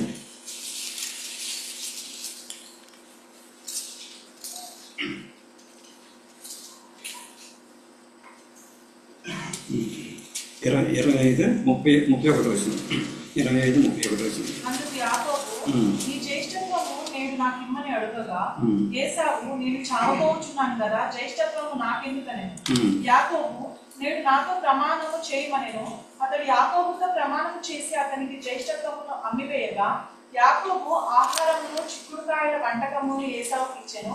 అతడు తిని త్రాగి లేచిపోయాను. అట్లు ఏశావు తన జ్యేష్ఠత్వమును ధృవీకరించెను. చూసినట్లయితే ఏశావు గురించి, యాకోబు గురించి చదువుతూ ఉంటున్నాం. ఏశావు కూటి కొరకు జ్యేష్ఠత్వ హక్కును అమ్మివేసేసినాడు. ఆయన ఏశావు శరీరానుసారంగా ప్రవర్తించినాడు, యాకోబు ఆత్మానుసారంగా ప్రవర్తించినాడు. యాకోబు మోసగాడైనప్పటికీ కూడా దేవుని విషయంలో ఆసక్తి కలిగిన వాడుకుంటూ ఉంటున్నాడు. ఆయన దేవుని విషయం ఆసక్తి కలిగి రాబో ఆశీర్వాదాల కొరకు ఎదుగుతూ ఉంటున్నాడు. ఆయన అందుకని ఏం చెప్తూ ఉన్నాడంటే, నీ జ్యేష్ఠత్వం నేడు నాకు ఇమ్మని అడుగుగా, ఏశావు, నేను సాబోస్తున్నాను కదా, జ్యేష్ఠత్వం నాకు ఎందుకనను. యాకోబు, నేడు నాతో ప్రమాణం చేయమనను. అతడు యాకోబుతో ప్రమాణం చేసి అతనికి జ్యేష్ఠత్వం అమ్మివేసాడు. అంటే రాబో తర్వాత వచ్చే ఆశీర్వాదాలను ఏశావు గుర్తించలేకపోయినాడు. యాకోబు గుర్తించి ఆ యొక్క జ్యేష్ఠత్వను తీసేసుకున్నాడు. పూటకు, అందుకనే ఎబ్రియన్ పత్రిక రాయబడి ఉంది కదా, కూటి కొరకు తనకి జ్యేష్ఠత్వం వేసినటువంటి యేసేవ లాంటి భ్రష్టుడైన మీరు చేయాలని మీరు లేకుండా చూసుకోమని చెప్తూ ఉంటాడు. కాబట్టి ప్రియమైన వాళ్ళ దేవుని యొక్క వాక్యం మన బుద్ధి కలగడం రాయబడి ఉంటుంది. అనుభవించినారు వాళ్ళు, నష్టపోయినారు వాళ్ళు. యేసేవ నష్టపోయినాడు. మన జీవితంలో వారికి నష్టపోకుండా ఉండాలని, మనం మెరుగు కలిగి ఉండాలని మన దేవుని యొక్క వాక్యం రాయబడి ఉంటుంది. కాబట్టి ఈ యొక్క యేసేవ జ్యేష్ఠత్వం కమ్మివేసేసినాడు. యేసుక్రీస్తు ప్రభువుల వారు జ్యేష్ఠుడని, అంతర్లో ప్రథముడని, ఆయన జ్యేష్ఠత్వం ఉదయిస్తాడని యేసేవ గుర్తించలేకపోయాడు. తనకి జీవితంలో ఆత్మీయ నేత్రం లేనివాడుగా ఉంటూ ఉంటున్నాడు, గుడ్డివాడైపోయి ఉంటున్నాడు. కళ్ళు నుడితే చాలు అనుకుంటున్నాడు. ఆ విధంగా కూటి కొరకు జ్యేష్ఠత్వ హక్కు అమ్మేసేస్తున్నాడు. శరీరానుసార్లు దేవుని రాజ్యాన్ని స్వాతంత్రించుకోలేదు. ప్రియమైన వాళ్ళ దేవుడు ఎవరైనా రక్షించబడి ఉంటే మహా కనికరాన్ని బట్టి అగ్నిలో నుంచి అగ్నిలో లాగబడి రక్షించబడతారేమో కానీ ఎలాంటి స్వాస్థ్యంలో పాలు పంపులు పొందలేరు శరీరానుసార్లు. ఇక్కడ ఏ సేవ చేసినట్లయితే జ్యేష్ఠత్వం అమ్మేసేసినాడు, నష్టపోయినాడు. తర్వాత వచ్చి ఆశీర్వాదాలు కూడా ఆయన పోగొట్టుకుని ఉంటున్నాడు. ఆదికాండము 27వ అధ్యాయము, ఆదికాండం 20వ అధ్యాయము 14వ వచనం నుంచి. అతడు వెళ్ళి వాటిని తన తల్లి వద్దకు తీసుకుని వచ్చెను. అతని తల్లి అతని తండ్రికి ఇష్టమైన రుచికర భోజనములను సిద్ధపరచెను. మరియు తన జ్యేష్ఠ కుమారుడు ఏసావునకు సొగసైన వస్త్రములు ఇంకా తన యొద్ద ఉండెను గనుక రిబ్కా వాటిని తీసి తన చిన్న కుమారుడు యాకోబునకు తొడిగించి ఆ మేక పిల్లల చర్మములతో అతని చేతులను అతని మెడ మీద నునుపు భాగమును కప్పి, అందుకు యాకోబు, నేను ఏసావు అను నీ జ్యేష్ఠ కుమారుడను, నీవు నాతో చెప్పిన ప్రకారము చేసి ఉన్నాను. నీవు నన్ను దీవించుటకై దయచేసి లేచి కూర్చుండి నేను వేటాడి తెచ్చిన దానిని తినుమనెను. అప్పుడు ఇస్సాకు, నా కుమారుడా, ఇంత శీఘ్రముగా అది నీకు ఎట్లు దొరికెనని అడుగగా అతడు, నీ దేవుడైన యెహోవా నా ఎదుటికి దాన్ని రప్పించుట చేతని అని చెప్పాను. అప్పుడు ఇస్సాకు, నా కుమారుడా, నీకు ఏసావు నా కుమారుడవో కావో నేను నిన్ను తడివి చూచుదును, దగ్గరకు రమ్మని చెప్పాను. యాకోబు తన తండ్రి అయిన ఇస్సాకు దగ్గరకు వచ్చినప్పుడు అతడు అతని కడిగి చూచి, స్వరము యాకోబు స్వరము గాని చేతులు ఏసావు చేతులే అనెను. యాకోబు చేతులు అతని అన్నైన ఏసావు చేతుల వలె రోమము గలవైనందున ఇస్సాకు అతనిని గుర్తుపట్టలేక అతనిని దీవించి, ఏసావు అను నా కుమారుడు నీవేనా అని అడుగగా యాకోబు, నేనే అనెను. అంతటా అతడు, అది నా యొద్దకు తెమ్ము, నేను నిన్ను దీవించినట్లు నా కుమారుడు వేటాడి తెచ్చినది తిండునని. చూసినట్లయితే ఇక్కడ ఈ విషయాన్ని మనకని తెలుసు, మనందరం కూడా విశ్వాసం కాబట్టి వాకి చదువుతూ ఉంటాం కాబట్టి. అయితే ఇక్కడ కూడా చూస్తూ ఉంటున్నాం, యాకోబు మోసం చేసి ఉంటున్నాడు. తన అన్నను మోసం చేసి ఆ యొక్క తల్లి ద్వారా ప్రేరేపించబడి ఆయన భోజన పదార్థం తన తండ్రికి అందిస్తూ ఉంటాడు. అందించినప్పుడు సంపూర్ణంగా ఆ యొక్క తండ్రి ఆయన్ని ఆశీర్వదించి ఉంటున్నాడు. ఆశీర్వదించిన అమ్మటే ఏసేవ వస్తూ ఉంటాడు. ఏసేవ 31వ వచనంలో, అతడును రుచికర భోజనములను సిద్ధపరిచి తన తండ్రి యొద్దకు తెచ్చి, నా తండ్రి నన్ను దీవించినట్లు లేచి నీ కుమారుడు వేటాడి తెచ్చిన దాన్ని తినుమని తన తండ్రితో అనెను. అతని తండ్రి అయిన ఇస్సాకు, నీవెవరమని అతన్ని అడిగినప్పుడు అతడు, నేను నీ కుమారుడను, ఏసావు అని నీ జ్యేష్ఠ కుమారుడని అనగా ఇస్సాకు విక్కుటముగా గడగడ వణుకుచు, అట్లయితే వేటాడిన భోజనమును నా యొద్దకు తెచ్చిన వారెవరు? నీవు రాకమునకు నేను వాటన్నిటిలో తిని అతనిని నిజముగా దీవించి తిని అతడు దీవింపబడిన వాడే అనెను. ఏసావు తన తండ్రి మాటలు వినినప్పుడు దుఃఖాక్రాంతుడై పెద్ద కేక వేసి, ఓ నా తండ్రి, నన్ను దీవించుమని తన తండ్రితో చెప్పాను. చూసినట్లయితే ఏసేవ ఆశీర్వాదించిన తర్వాత, యాకోబును ఆశీర్వదించిన తర్వాత ఏసేవ వస్తూ ఉంటాడు. ఏసేవ వచ్చేసి అప్పుడు చెప్తూ ఉంటాడు, నా తండ్రి నన్ను కూడా ఆశీర్వదించు, నన్ను దీవించు అని చెప్తూ ఉంటాడు. అప్పుడు ఆశ్చర్యపోతూ ఉంటాడు తండ్రి. అయితే నేను ముందు తీసుకొచ్చినటువంటి భోజన పదార్థాలు ఎవరు తీసుకొచ్చారు నాకు? నేను వాటిని తిని తీసుకుని నేను సంపూర్ణంగా ఆయన ఆశీర్వదించినాడు, ఆయన ఆశ్రయించబడిన మనిషి అని చెబుతూ ఉంటాడు. అప్పుడు ఏసేవు ఎంతో ఏడుస్తూ ఉంటాడు. 34వ వచనంలో, ఏసేవు తన తండ్రి మాటలు విన్నప్పుడు దుఃఖక్రాంతుడే పెద్ద కేక వేసి, ఓ నా తండ్రి, నన్ను దీవించమని తన తండ్రితో చెప్పాను. అతడు, నీ సహోదరుడు కపటోపాయంతో వచ్చి నీకు రావాల్సిన దీవెన తీసుకుని పోయాను. ఏసేవు యాకోబు అని పేరు అతని సరిగానే చెల్లినది. అతడు నన్ను ఈ 2 మార్లు మోసపుచ్చెను, నా జ్యేష్ఠత్వం తీసుకొనను, ఇదిగో ఇప్పుడు వచ్చి నాకు రావాల్సిన దీవెన తీసుకున్నానని చెప్పి నా కొరకు మరి ఏ దీవెనైనా మిగిల్చి ఉండలేదా అని అడిగాను. అందుకు ఇస్సాకు, ఇదిగో అతను నీకు ఏలికనగా నియమించి అతని బంధు జనులందరికీ అతనికి దాసునిగా ఇచ్చితిని, దాస్యమును ధాన్యమును ద్రాక్షారసమును ఇచ్చి అతను పోషించితిని. 38 వచనంలో ఏశావు, నా తండ్రి నీ యొక్క ఒక్క దీవెనే ఉన్నదా? నా తండ్రి నన్ను కూడా దీవించమని తన తండ్రితో చెప్పి ఏశావు ఎలుగెత్తి ఏడవగా అతని తండ్రిని ఇస్సాకు కాబట్టి ఏడుస్తూ ఉంటున్నాడు. ఏశావు ప్రలాపిస్తూ ఉంటున్నాడు, కింద పడి బుర్లాడుతూ ఉంటున్నాడు. నా తండ్రి నన్ను కూడా ఆశీర్వదించు, నన్ను కూడా దీవించు, నీ ఎంతో ఒక ఆశీర్వాదం ఉందా అని ఎంతో ఏడుస్తూ ఉంటున్నాడు. ప్రియమైన వాడు, ఎక్కడ ఆయన తప్పు చేసినాడు? మొట్టమొదటిగా ఆయన రాంగ్ స్టెప్ వేసినాడు తన జీవితంలో. జ్యేష్ఠత్వకు అమ్మివేసినాడు. జ్యేష్ఠత్వకు అమ్మివేయటం వల్ల తర్వాత వచ్చి ఆశీర్వాదాలు కూడా కోల్పోవాల్సి వచ్చింది. ఆయన ఏడుస్తూ ఉంటున్నాడు, ఏమో ఉపయోగం లేదు. తర్వాత ఆయన ఏడ్చి ప్రలాపించినా కానీ ఆశీర్వాదం పొందుకోకుండా ఆయన తృణీకరించబడినట్టు దేవునికి వాక్యం రాబడి ఉంటుంది. అపోస్తలుడు పౌలు జ్ఞాపకం చేస్తూ ఉంటాడు. తర్వాత ఆయన ఏడుస్తూ ఉంటాడు, ప్రలాపిస్తూ ఉంటాడు. అయినా కానీ ఆశీర్వాదం పొందలేకపోయి ఉంటున్నాడు. ఎందుకు? మొట్టమొదటిగా ఆయన రాంగ్ స్టెప్ వేసినాడు తన జీవితంలో. జ్యేష్ఠత్వం అమ్మివేసినాడు. యేసుప్రభు వారు జ్యేష్ఠుడని గుర్తించలేకపోయినాడు. యేసుప్రభు జ్యేష్ఠత్వం ఉదయిస్తాడని గుర్తించలేకపోయినాడు. యేసుప్రభు అందులో ప్రథముడని మొదటివాడని గుర్తించలేకపోయినాడు. తర్వాత వచ్చి ఆశీర్వాదాలు కూడా యేసు తన జీవితం కాల్చుతూ అనుకున్నాడు. ప్రియమైన వాళ్ళ, మన జీవితంలో యేసు వలె మనం ఉండకూడదు. యాకోబు వలె అంటే ఆయన మోసగాడు అయినప్పటికీ కూడా దేవుని కార్యాల విషయంలో ఆసక్తి కలిగిన వాడు ఉంటాడు. మన కూడా మనకెంతలు ఉంటాయి మనుషులు కాబట్టి, కానీ దేవుని విషయంలో ఆసక్తి కలిగిన వారు ఉండాలి. ప్రియమైన వాళ్ళు, పొరపాటు చేయకుండా ఉండటం గొప్ప విషయం కాదు. చేసిన పొరపాటు ఒప్పుకొని దాన్ని చేయకుండా ఉండటం గొప్ప విషయం. దేవుడిని ఆసక్తి కలిగి ఉండాలి. ఆసక్తి కలిగి ఉన్నప్పుడు దేవుడు తప్పనిసరిగా ఆశీర్వదిస్తూ ఉంటాడు. ప్రియమైన వాళ్ళ, దేవుడు యాకోబు యొక్క చరిత్ర తెలుసు మనందరికీ. దేవుని గ్రంథంలో యేసుప్రభు వారి వంశంలో చేర్చబడి ఉంటుంది. మోసగాడే అయినా కానీ దేవుని యొక్క యేసుప్రభు వారి వంశంలో చేర్చబడి ఉంటుంది. అబ్రహాము, ఇస్సాకు, యాకోబుల దేవుడైనా. ఇస్సాకు అక్కడితో చాప్టర్ క్లోజ్ అయిపోయింది. అంతే, అక్కడితో ఎందుకు క్లోజ్ అయిపోయింది? ఆయన శరీరానుసారంగా ప్రవర్తించినాడు. కూటి కొరకు జ్యేష్ఠత్వ అప్పును అమ్మివేసినాడు. ఆయన బోధిన ప్రవక్త దేవుని రాజ్యం స్వాతంత్రించుకున్నామని దేవునికి వాక్యం రాయబడి ఉంటుంది. ఏమి స్వాతంత్రించుకుంటవి? నీతి, న్యాయం, క్రీస్తునందు నిరీక్షణ, సమాధానము, ఇవి దేవునికి రాజ్యాన్ని స్వాతంత్రించుకుంటామంటే ప్రియమైన వాళ్ళ, మన జీవితంలో పరీక్షించుకుందాం. ఏ సేవలు జీవిస్తూ ఉంటున్నామా?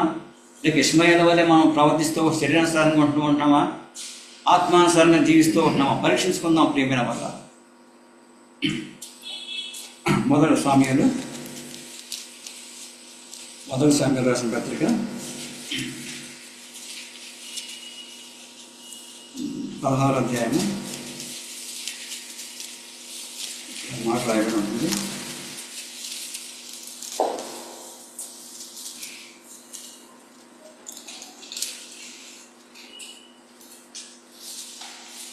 ఇక్కడ వచ్చినట్లయితే సౌలు గురించి, దావీదు గురించి చూస్తూ ఉంటున్నాం.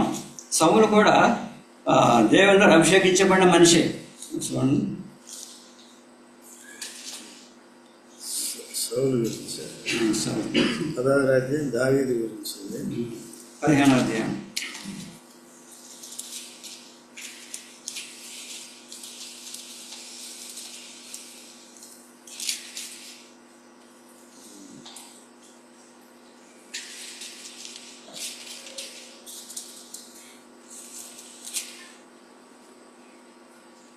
అభిషేకించబడ్డ 10వ అధ్యాయం. మొదటి సామ్యాలు 10వ అధ్యాయము.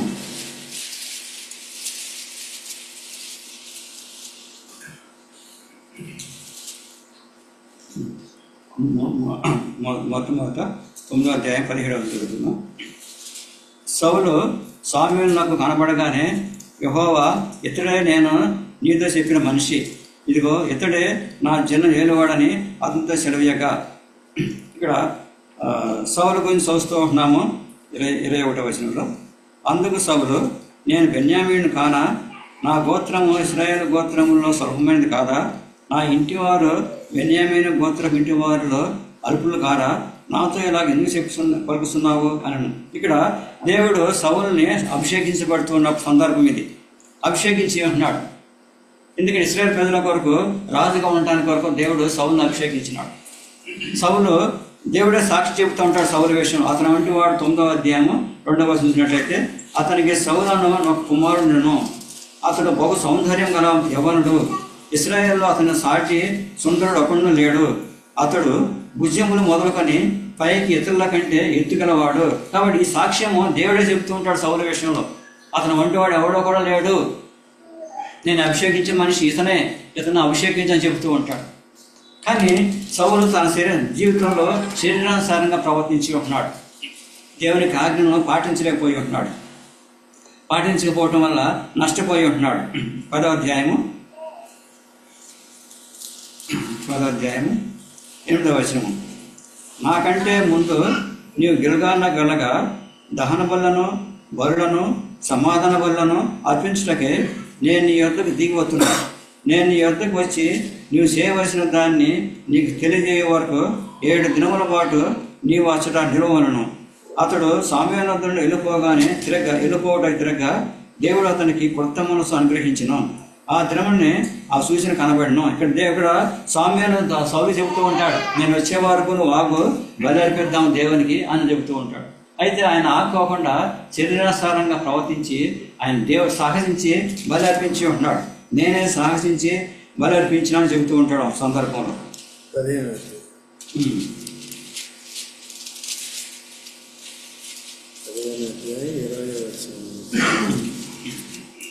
అందుకు సౌలు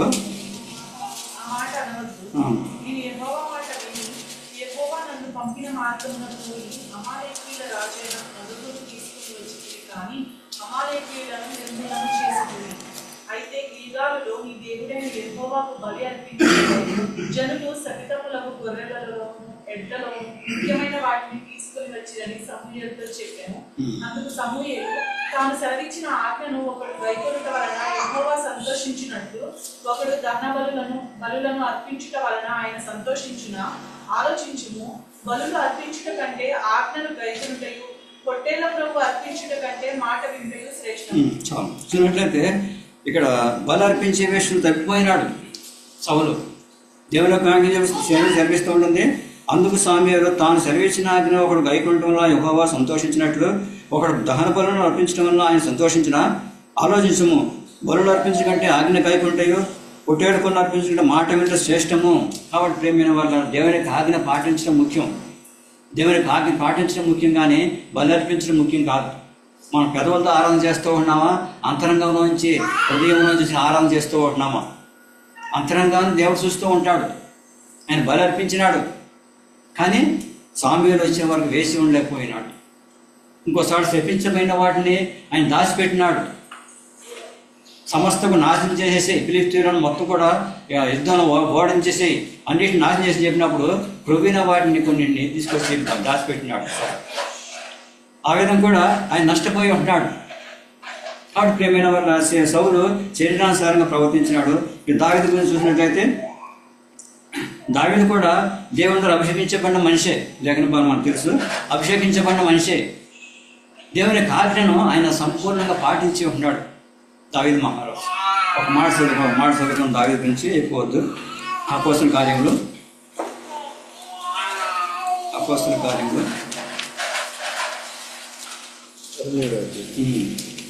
13వ అధ్యాయము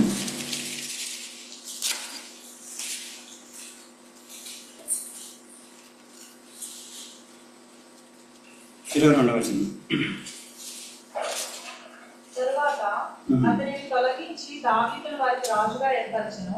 మరియు ఆయన, నేను యెషయి కుమారుడైన దావీదును కనుగొంటిని, అతడు నా ఇష్టానుసారుడైన మనుషుడు, అతడు నా ఉద్దేశములన్నీ నెరవేర్చునని చెప్పి అతనిని గురించి సాక్ష్యం.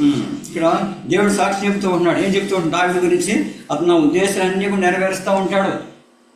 సౌలు కూడా ఏర్పాటు చేసుకున్నాడు దేవుడు, కానీ సౌలు శరీరానుసారంగా ప్రవర్తించడం వల్ల నష్టపోయినాడు.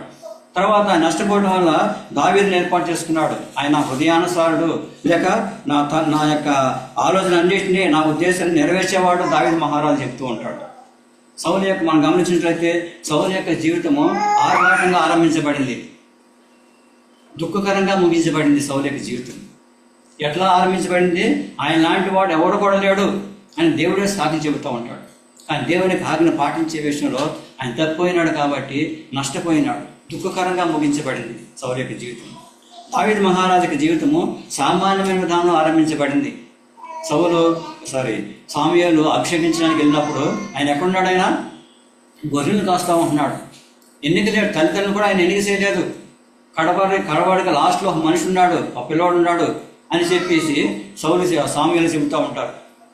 చెప్పినప్పుడు సాముయేలు చెబుతుంటాడంటే ఆయన తీసుకురండి, ఆయన వచ్చేవాళ్ళు మనం వేసి ఉందాం. కాబట్టి ప్రేమైన వాళ్ళరా, మనుషుల దృష్టి ఘనంగా ఎంచబడింది, దేవుని దృష్టికి అసహ్యం. దేవుని దృష్టి ఘనంగా ఎంచబడింది, మనుషుల దృష్టికి అసహ్యం. మనుషులు మనం గుర్తించకపోవచ్చు, మనుషులు మనం ఎన్నిక చేయకపోవచ్చు, మనుషులు మనం విలువ ఇవ్వకపోవచ్చు, గౌరవ మర్యాద మనం చూడకపోవచ్చు. కానీ దేవుని దృష్టి మనం ఎంతో ప్రియమైన వారు. మనం ఎందుకు విలువ పెట్టి కొన్నాడు మనం. దేవుడు ఎంతో గొప్ప క్రయాన్ని చెల్లించినాడు, తన సమస్తాన్ని కూడా దారపోసి మనం కొన్నాడు. అలాంటి విలువైనటువంటి జీవితం మనం జీవించేవారు మనం ఉండాలి. సౌలు వారి ఆజ్ఞను పాటించుకోకుండా నష్టపోకూడదు. మనం ఆర్భాటంగా ఆరంభించబడినాడు, దుఃఖకరంగా ముగించిన తనకి జీవితాన్ని. దావీదు మహారాజు సామాన్య విధానంలో ఆరంభించినాడు, ఆర్భాటంగా ముగించినాడు. తన తరం వారందరూ సేవ చేసి నిద్రించినాడు అనే దేవుని యొక్క వాక్యం రాయబడి ఉంటుంది దావీదు మహారాజు విషయంలో. ఆయన దురాత్మ వచ్చింది. ఎప్పుడైతే దేవుని యొక్క ఆజ్ఞ ఆయన పాటించినదో దురాత్మ వచ్చింది ఆయన దగ్గరికి. దావీదు దేవుని యొక్క ఆత్మ కలిగి నడిపించబడ్డాడు. ఆయనేమో దావీదు మహారాజు ఏమో గొర్రెలను కాస్తానికి వెళ్ళినాడు, ఈయనేమో గాడిదలను కాస్తానికి వెళ్ళాడు, గాడిని తోడు రావడానికి వెళ్ళాడు. చూడండి తేడా ఉంది. దేవుడు ప్రతి ఒక్కరికి ఉపకారి, అందరినీ సమానంగా చూస్తాడు, అందరినీ రక్షిస్తాడు. అందరూ రక్షించబడాలని దేవుడు ఆశ కలిగి ఉంటున్నాడు. అందరూ అందరికన్నా మారుమనసు పొందాలని దేవుడు ఉద్దేశం కలిగి ఉన్నాడు. కానీ దేవుని యొక్క వాక్యం ఆ కార్య ఆరంభం కంటే కార్యం ఎంతో మేలు. మనం ఏ విధంగా ఆరంభించినామని దేవుడు చూడడు, ఏ విధంగా ముగిస్తూ ఉంటున్నాం మనకి జీవితాన్ని, ఏ విధంగా కొనసాగిస్తూ ఉన్నాం మనకి జీవితాన్ని, అదే దేవుడు చూస్తూ ఉంటాడు. ప్రియమైన వల్ల దావీదు మహారాజు వలె మనం ఆర్భాటంగా, దావీదు మంచి లక్షణాలు ఉన్నాయి. దేవుడిని ప్రేమించినాడు, దేవుని మందిరాన్ని ప్రేమించినాడు, దేవుని సేవకులను ప్రేమించినాడు. ఆ సేవకుడు దావీదు మహారాజుకి హాని చేసినప్పటికీ కూడా ఒక కొన్నెంత మాట అనలేదు. యెహోవా అభిషేకించిన వారు ముట్టి నేను నిర్దోషి కాలేను అని చెప్పుకున్నాడు. ఆ విధంగా దేవునికి స్థానం, దేవునికి ఘనత మనం ఇచ్చినప్పుడు దేవుడు ఆటోమేటిక్ మనం గణపరుస్తూ ఉంటాడు. ప్రేమైన వాళ్ళ అంటే దావీదు తప్పులు ఉన్నాయి, కానీ దేవుని కార్యాల విషయమే ఆయన ఆసక్తికి ఎన్నో వాడుకుంటూ ఉంటున్నాడు దావీదు మహారాజు. ఆ విధంగా ఆయన జీవితము ఆర్భాటంగా ముగించబడింది. తన తరం వారందరూ సేవ చేసి ఆయన ముగించుకుని వెళ్ళిపోయినాడు. ఆ సంతానంలో నుంచే యేసుక్రీస్తు ప్రవర్తించి ఉన్నాడు జ్యేష్ఠుడిగా. ఇంకో మాట చదువుకుని మనం వాళ్ళ పాలు పంచుకుందాం. 1 కొరింథీయులకు రాసిన పత్రిక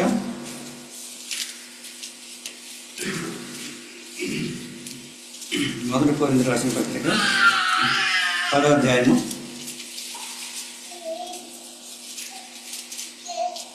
1 నుంచి నేను కొన్ని వర్షం చదువుతాను, దయచేసి గమనించండి. 1 కొరింథీయులు 10వ అధ్యాయము 1 నుంచి. సహోదరులారా, ఈ సంగతులు మీకు తెలియజేయకుండా నాకు ఇష్టం లేదు. అదేదనగా మన పితరులందరూ మేఘం కింద నుండిరి, వారందరూ సముద్రంలోనూ నడిచిపోయిరి. అందరూ మోషేను బట్టి మేఘములోను సముద్రంలో బాప్తిసం పొందిరి. అందరూ ఆత్మ సంబంధమైన ఒకే ఆహారమును భుజించిరి.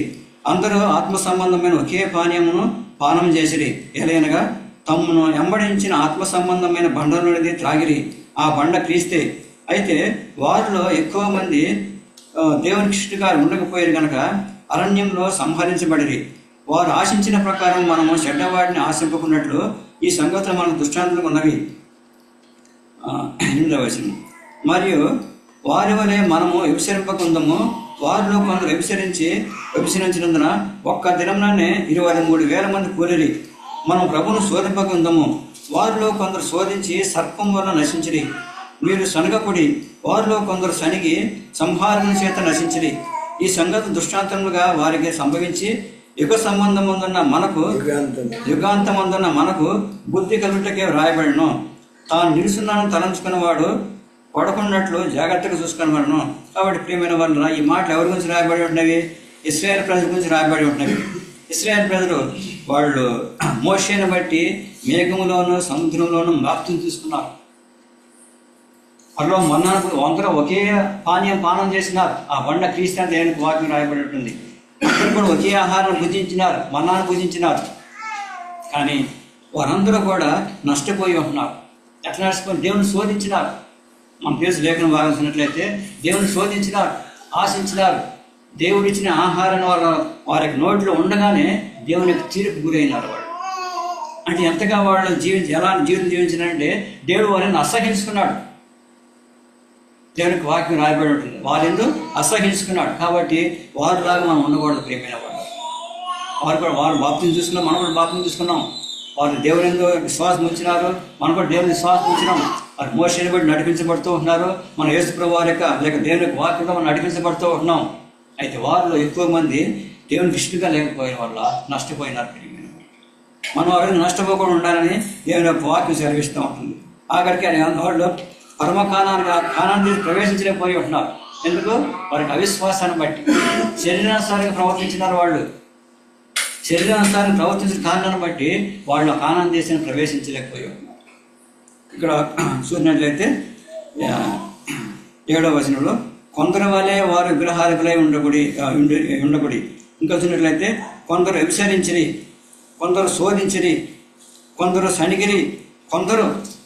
కొందరితోనే వస్తుంది సమస్య. ఎప్పుడు కూడా అందరితో రాదు, కొందరితోనే సమస్య వస్తుంది. కొందరు శోధించినారు, కొందరు వ్యభిచరించినారు, కొందరు ఆశించినారు, కొందరు విగ్రహాలు అయిపోయినారు, కొందరు వ్యభిచారులు అయిపోయినారు. ఆ విధంగా జీవించడం వల్ల నష్టపోయి ఉంటున్నారు. ఇంకా 5వ వచనం చూసినట్లయితే వారందరూ సముద్రంలో నడిచిపోయింది. అందరూ మోషేని బట్టి సముద్రంలోనూ మేఘంలో సముద్రంలో బాప్తిసం పొందిరి. అందరూ ఆత్మ సంబంధం ఒకే ఆహారం భుజించిరి అందరూ. కాబట్టి ప్రియమైన వాళ్ళు అందరూ వలె మనం అందరూ మారుమనసు పొందాలి. దేవునికి వాక్యం సెలవిస్తూ ఉంటుంది. అందరూ మారుమనసు పొందాలని. పరలోకరాజ్యం సమీపించి ఉన్నది. మారుమనసు పొంది సువార్త నమ్మండి. అందరూ కూడా మారుమనసు పొందాలి.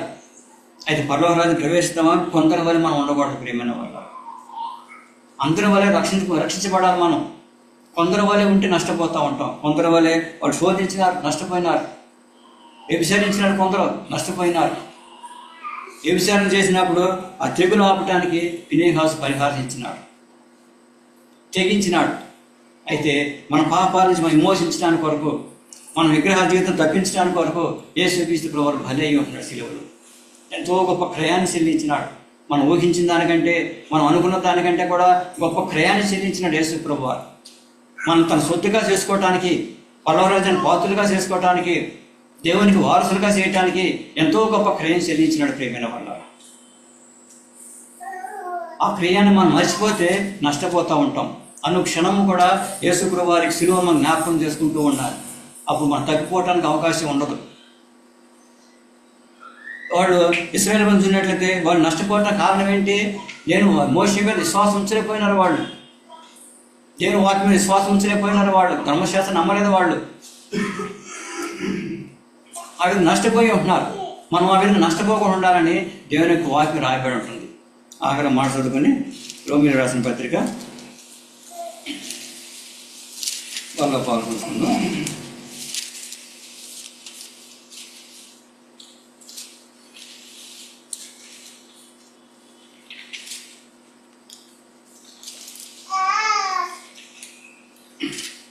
శ్రీరామసారం 8వ అధ్యాయం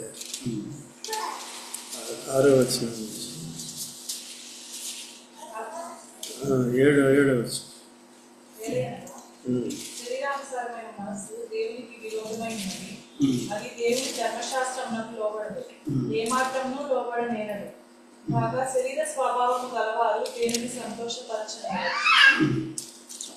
కాబట్టి శరీరానుసారంగా మనం ప్రవర్తించకూడదు. శరీరానుసారం ప్రవర్తిస్తే మనం నష్టపోతూ ఉంటాం. ప్రియమైన వల్ల ఇంకొక మాట ఇక్కడ రాయబడి ఉంటుంది రోమియోలకు రాసిన పత్రికలోనే, శరీరానుసారం రుణవస్త్రం కాము అని. ఇక్కడే 12వ వచనం. మీరు శరీరానుసారంగా ప్రవర్తించిన యెడల చావవలసిన వారై ఉండురు గాని. కాబట్టి సహోదరులారా, శరీరానుసారంగా ప్రవర్తించుటకు మనము శరీరమునకు రుణస్థులము కాము, మీరు శరీరానుసారంగా ప్రవర్తించిన ఎడల చావవలసిన వారే ఇందురు కానీ ఆత్మచేత శారీరక క్రియలను చంపిన ఎడల జీవించదు. ఇంకో మాట చదువుకుందాం. 6వ అధ్యాయము ఈ మాట చదువుకున్నాము బాగా పాల్గొంటున్నాము. 6వ అధ్యాయము 17వ వచనం నుంచి. మీరు పాపములకు దాసులై ఉంటిరి కానీ ఏ ఉపదేశ క్రమమునకు మీరు అప్పగింపబడితిరో దానికి హృదయపూర్వకముగా లోబడిన వారై పాపము నుండి విమోచింపబడి నీతికి దాసులైతిరి. ఇందుకు దేవునికి స్తోత్రం. ఈ శరీర బలహీనతను బట్టి మనుష్య రీతిగా మాట్లాడుచున్నాను. ఏమనగా అక్రమము చేయుటకై అక్రమములకును మీ అవయవములను దాసులుగా ఎలాగో అప్పగించితిరో అలాగే పరిశుద్ధత కలుగుటకై ఇప్పుడు మీ అవయవములను నీతికి దాసులుగా అప్పగించుడి. అప్పుడు మనం దేని దాసులుగా ఉన్నాము? మారుమనసు పొందక శరీరానికి దాసులుగా ఉన్నాం, శరీర క్రియలు చేసినాం, నష్టపోయినాం. ఇప్పుడు దేవునికి దాసులుగా ఉన్నప్పుడు, నీతికి దాసులుగా ఉన్నప్పుడు మనం మేలు ఆశీర్వదించబడే వారం ఉంటాం. అప్పుడు క్రియ వల్ల ఏం ఫలం కలిగింది? దాని అంతము మరణము. 22వ వచనం వెళితే అయినను ఇప్పుడు పాపము నుండి మోసింపబడి దేవుని దాసులైనందున పరిశుద్ధ కలగటయే మీకు ఫలము, దాని అంతం నిత్య జీవము. ఏదైనగా పాపం వల్ల వచ్చే జీవితం మరణము, అయితే దేవుని కృపావరము మన ప్రభు అయిన క్రీస్తు యేసు నిత్య జీవము. కాబట్టి ప్రియమైన వాళ్ళగా 2 ఫలాలు చూస్తూ ఉంటున్నాం. శరీరానుసారంగా ప్రవర్తిస్తే మరణం, ఆత్మానుసారంగా ప్రవర్తిస్తే నిత్య జీవం. దేవుడు ముందే మనం శాసి పెట్టేసినాడు అంతే. మన శరీరానుసారంగా ప్రవర్తిస్తూ ఉన్నామా, ఆత్మానుసారంగా ప్రవర్తిస్తూ. బలవంతం చేయడు దేవుడు, ఫోర్స్ చేయడు ఎవరిని కూడా దేవుడు. ఇష్టపూర్వకంగా దేవుని మనం వెంబడించే వారంగా, దేవుని సేవ చేసే వారంగా, సజీవ యాగంగా దేవుని సమర్పించుకునే వారంగా ఉంటాం. దేవుడు వాటిని దీవించుగాక.